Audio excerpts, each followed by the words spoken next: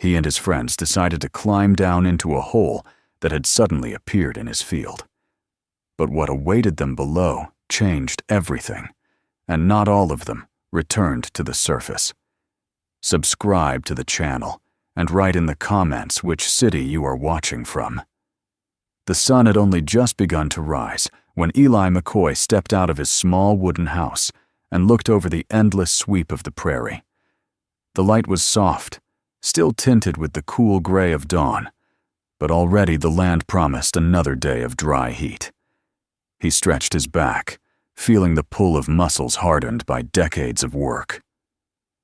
Then bent to fill a battered tin cup from the kettle warming over the coals of last night's fire. Coffee was the only comfort he allowed himself each morning, thick and bitter, a ritual that carried him from one day to the next. Around him, the world was silent, except for the occasional lowing of cattle or the restless shifting of his horse in the corral. It was a silence he had grown accustomed to, though at times it pressed in on him with an almost unbearable weight. Eli had once known another kind of life.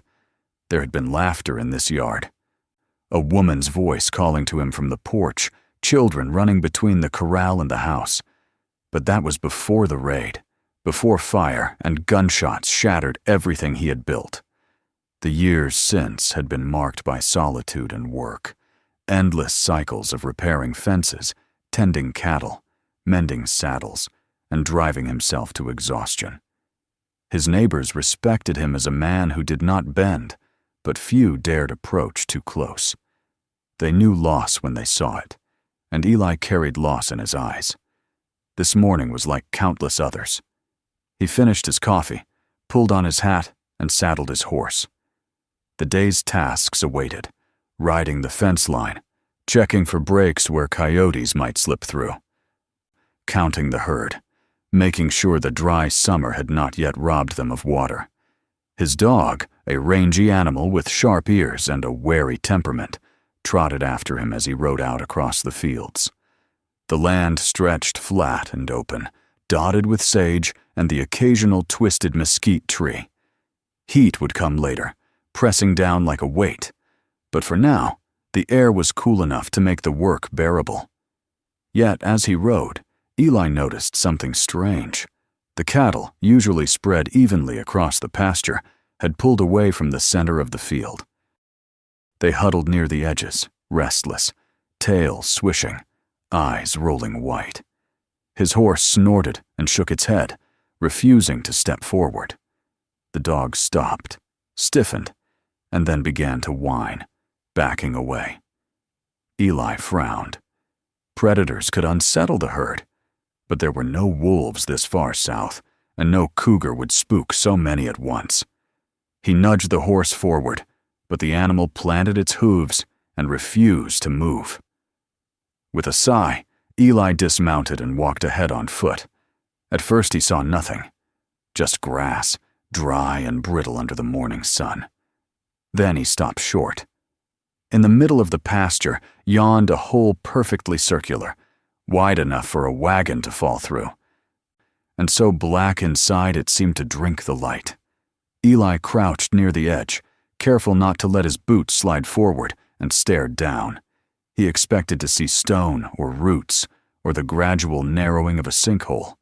Instead, he saw only darkness, deeper and denser than any shadow he had ever known. The edges of the hole were smooth, cut with unnatural precision, as though a giant auger had bored straight into the earth. No soil crumbled inward, no rocks jutted from the side. It was as if the ground had simply opened itself. A cold draft rose from below, chilling his skin despite the warming sun. Eli rubbed his arms, unsettled. Behind him, the dog whined again, and then bolted back toward the house, tail tucked low. His horse stamped nervously, eyes fixed on the hole, refusing to come closer. Eli spat into the dirt, unsettled, but unwilling to let fear take hold. He had seen strange things on the frontier before, storms that came out of nowhere, fires that leapt across miles of grassland, even lights in the sky that made men whisper about omens.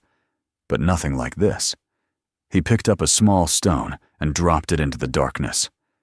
He listened, straining to hear the clatter of rock against rock, but no sound came back.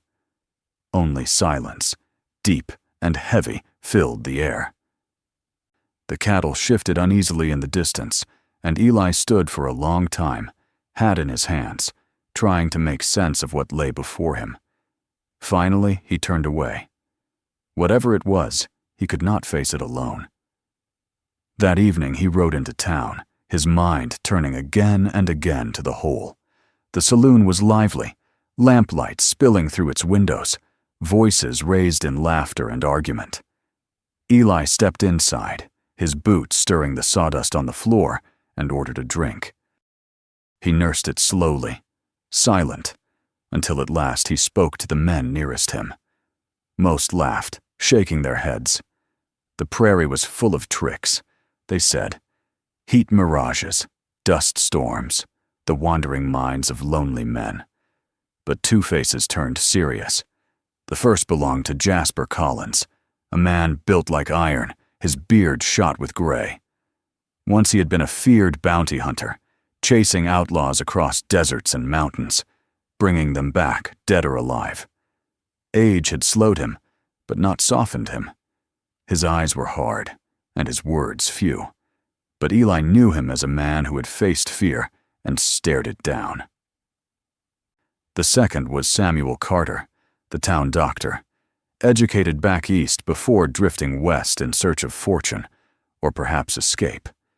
Samuel's curiosity was endless, his hand steady, his mind sharp. Where others saw superstition, he sought explanation. They listened as Eli described the hole, the way the cattle avoided it, the silence when the stone fell.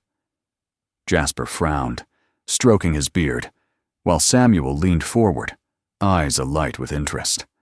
By the time Eli finished, the three men had reached an unspoken agreement. They would see it for themselves. Jasper muttered about danger, Samuel about geological anomalies, and Eli about the strange chill that still clung to his skin. But whatever each man believed, none of them could resist the pull of the mystery. The next day they gathered supplies, stout ropes, hammered iron stakes, torches dipped in oil, canteens, and dried meat. They rode out together, their horses uneasy as they approached the pasture. The hole was just as Eli had left it, perfect, silent and dark. The cattle stayed far away, grazing nervously at the edges. The dog refused even to approach the field. The three men dismounted. Jasper tested the ground with his boot, grunting. Samuel knelt, examining the edges, muttering about volcanic vents and subterranean caverns, though even he seemed unconvinced by his own words. Eli stood apart, hat pulled low, watching the hole as though it might suddenly widen and swallow them all. The prairie stretched endless around them, but here, in this one spot, it felt as if the world had shifted. Night was falling by the time they drove the stakes into the ground and tied the ropes. The wind picked up, carrying the scent of dry grass and distant rain. In the failing light, the hole seemed darker than ever, a wound in the earth that defied reason. Eli felt the weight of what was to come pressing down on him. Tomorrow, they would descend into that darkness, and whatever waited below, they would face it together.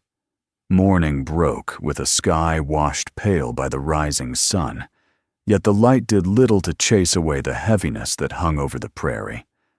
The cattle remained restless, grazing far from the center of the field, as if driven by an instinct too deep for reason. The wind moved over the grass in slow waves, but even the sound of it seemed muted, as though the land itself were holding its breath. Eli McCoy, Jasper Collins, and Samuel Carter stood by the edge of the hole, their horses tethered at a safe distance, pawing nervously at the earth. The men had barely spoken since dawn, each occupied with his own thoughts, though the silence between them said more than words could. They all understood what they were about to attempt, and each carried the weight of it in his own way. The ropes had been checked and checked again. Iron stakes had been driven deep into the ground, hammered in by Jasper's steady hands until he was satisfied they would not give way.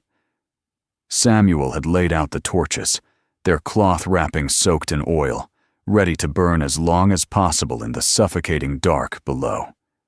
Eli had packed food and water, though none of them knew if such things would matter where they were going.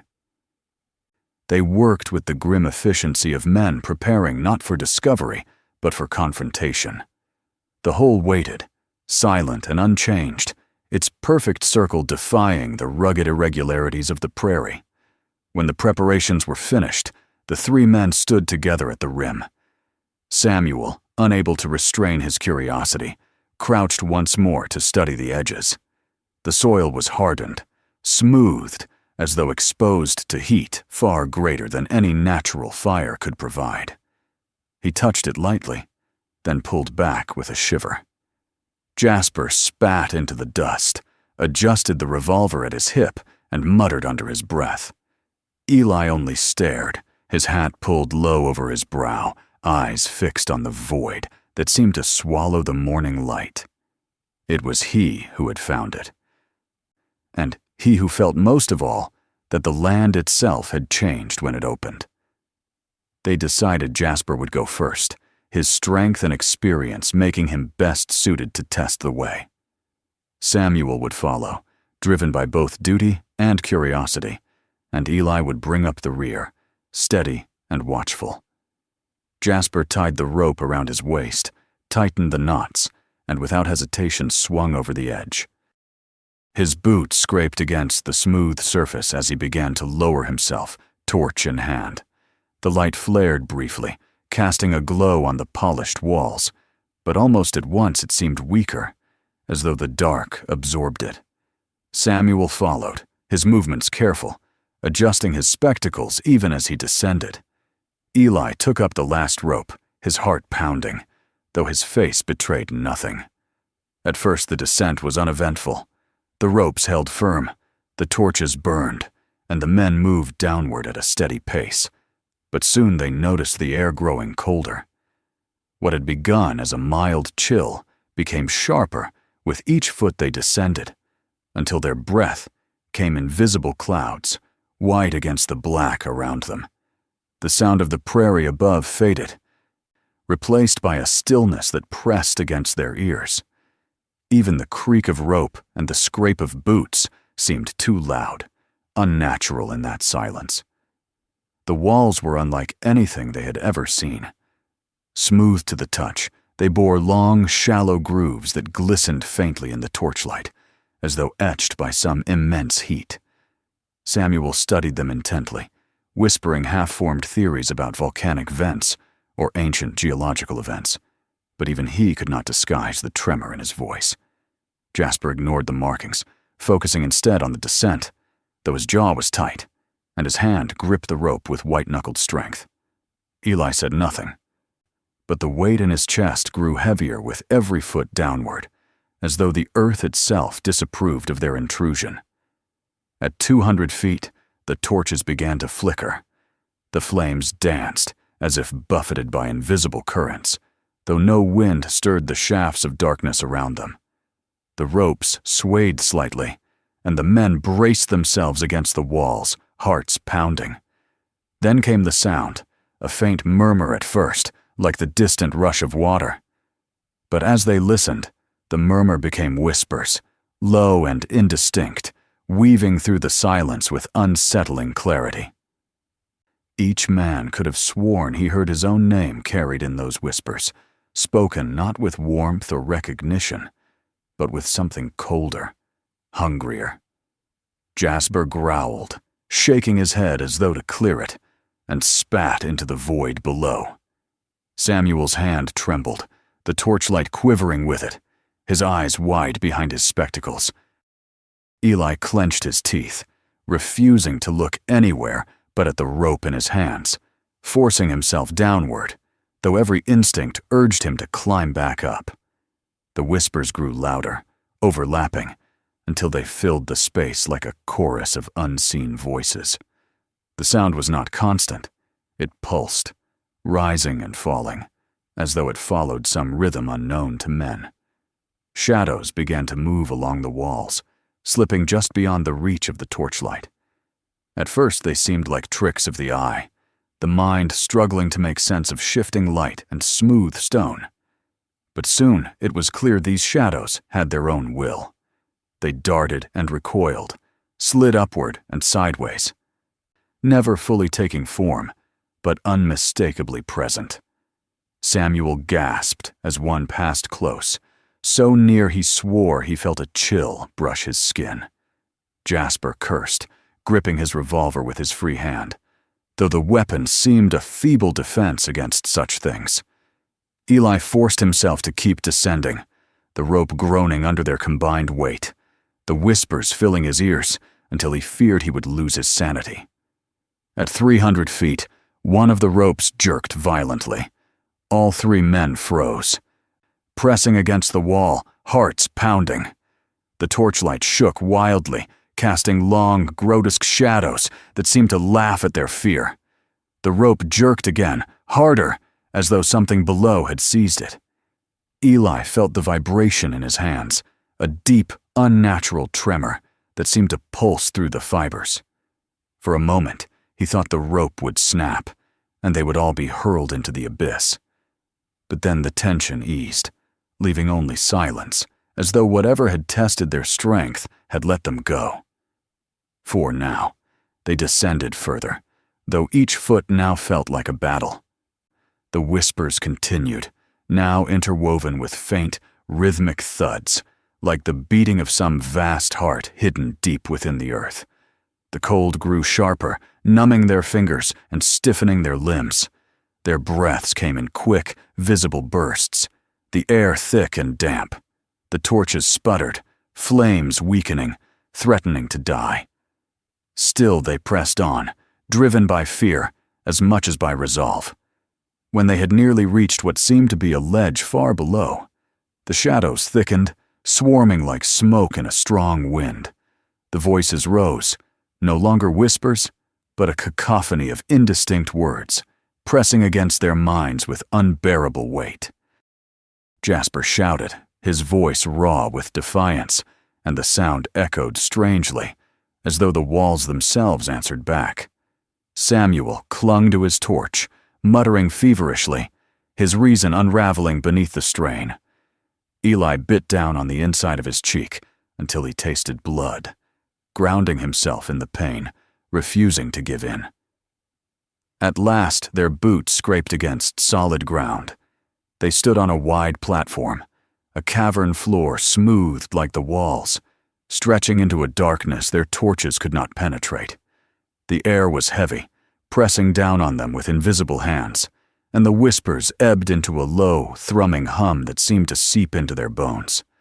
Before them, faint and distant, shapes glimmered in the dark, pale as moonlight.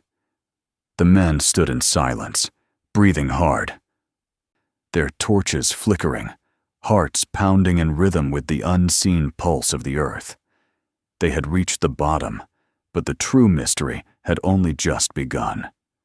And as Eli lifted his torch higher, casting its fragile glow into the vast chamber beyond, he knew with a certainty that whatever waited here wasn't meant to be found by men. The platform beneath their boots felt alive, though it lay unmoving.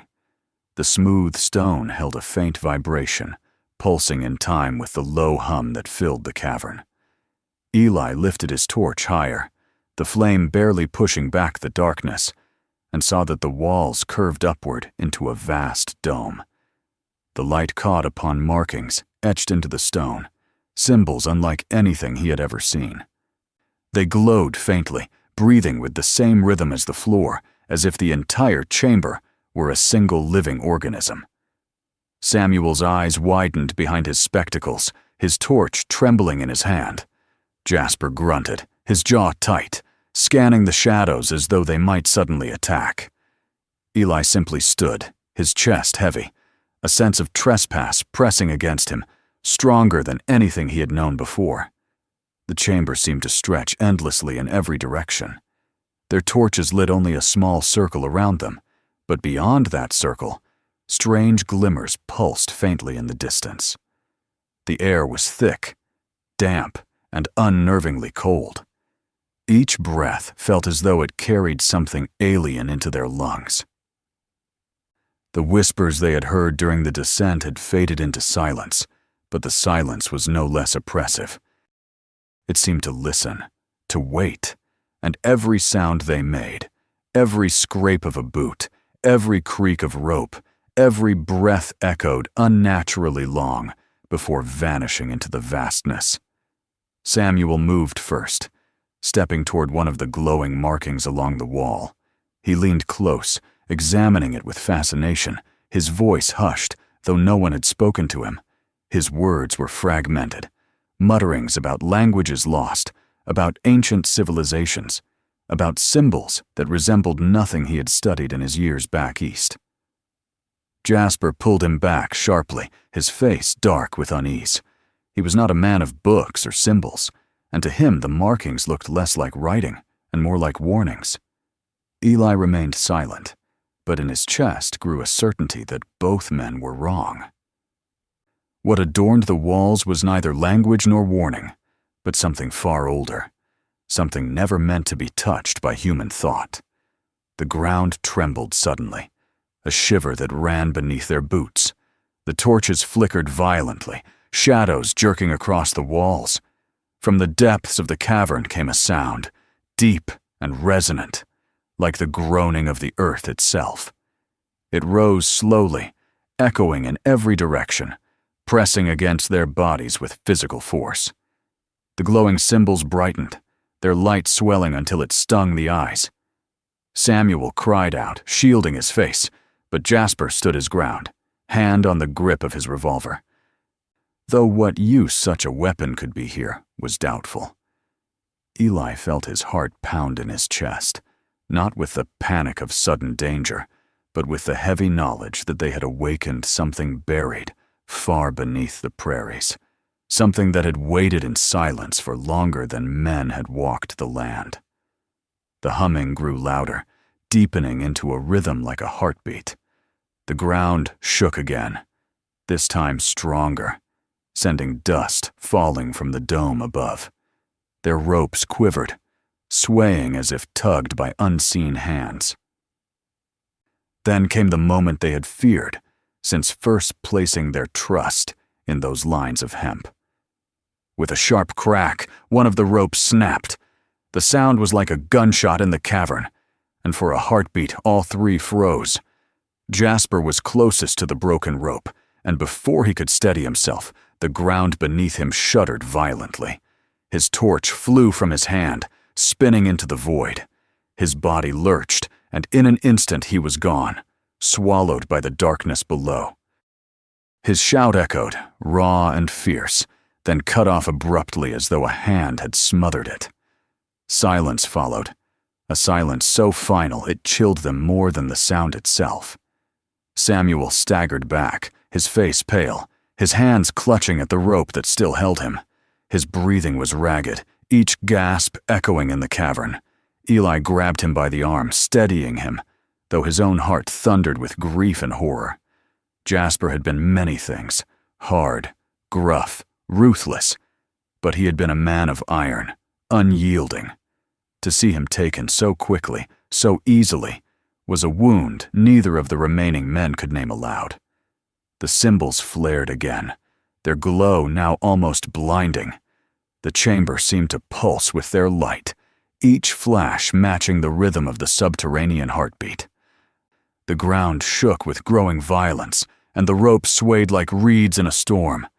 Samuel shouted something Eli could not hear over the roar, but the meaning was clear: they had to climb. Whatever they had awoken here would not suffer them to linger. Eli nodded once, pulled Samuel toward the rope, and together they seized it. The climb was agony. The air seemed to resist them, thick and heavy, dragging them down. Their fingers were numb, their muscles burning, yet they hauled themselves upward with desperate strength. The torches sputtered, threatening to go out, their light growing weaker the higher they climbed. From below, the cavern roared, the symbols blazing with furious intensity. The ground buckling as though the earth itself writhed in pain or rage. And beneath that roar came voices again. Not whispers now, but a cacophony. Thousands of voices crying out at once, their tones filled with fury, despair, and a hunger that gnawed at the edges of sanity. Samuel slipped once, his hand losing grip on the slick rope. He cried out, clinging with desperate fingers, his torch dropping into the abyss. Eli braced himself, reached down, and seized his arm, hauling him back with the last of his strength. They pressed on, climbing until their lungs felt ready to burst, until their arms ached, as though they would tear from their sockets. Still the voices pursued them, echoing up the shaft, promising things in tones too twisted to be believed. At last, a faint glimmer of daylight appeared above them. The sight filled them with a strength born of desperation, and they clawed their way upward, pulling with everything they had left. The wind from the prairie rushed down to meet them, carrying the dry scent of grass and dust, and never had it seemed so sweet. They reached the rim together, collapsing onto the ground, gasping, their bodies shaking from exhaustion. For a long time they lay there, staring at the sky as the cavern below thundered and roared. Then, slowly, the sound faded. When Eli lifted his head, the world had changed. The sky was not the blue of morning, but a deep, unnatural gray, as though a storm loomed without end. Strange lights glowed faintly along the horizon, drifting like will-o'-the-wisps above the prairie. The cattle were gone, the field empty and silent. Samuel sat up beside him, his face pale, his eyes wide with terror. Together they turned to look at the hole. It was closing. The earth shivered and shifted, the perfect circle collapsing inward. Soil and grass folded together, seamless, as though the wound in the land had never been. Within minutes, nothing remained but a bare patch of dirt. The ropes that had carried them were gone, swallowed whole. Only the trembling of the ground beneath them lingered, fading slowly into stillness. Eli pushed himself to his feet, unsteady, his breath were ragged. Samuel rose, too, leaning heavily against him, his gaze fixed on the horizon where the lights still hovered. Neither spoke. There were no words for what they had seen, no names for the things that had stirred beneath the earth. They had gone seeking understanding, but what they had found was something beyond comprehension, something that would haunt them until their last days. They stood together in the empty field, the prairie stretching silent around them, the wind stirring the grass as though nothing had happened. But they knew better. Somewhere far below, beyond the reach of men, secrets had shifted, stirred from slumber. One of their number had been claimed, and the land itself had tried to erase all trace of the intrusion. Yet the memory remained, etched into their minds like the glowing symbols burned into the cavern walls. As the first distant rumble of thunder rolled across the sky, Eli placed a hand on Samuel's shoulder. Their eyes met briefly, both reflecting the same unspoken truth. The world above seemed unchanged, yet nothing would ever be the same again. The prairie held many secrets, but none as deep, none as terrible as the one they had dared to awaken. If this story kept you watching, make sure to subscribe so you never miss the next one. Take a moment to watch the next video waiting for you right now. There are many more stories worth discovering. And don't forget to share this video with friends and family. Some journeys are too powerful to keep to yourself.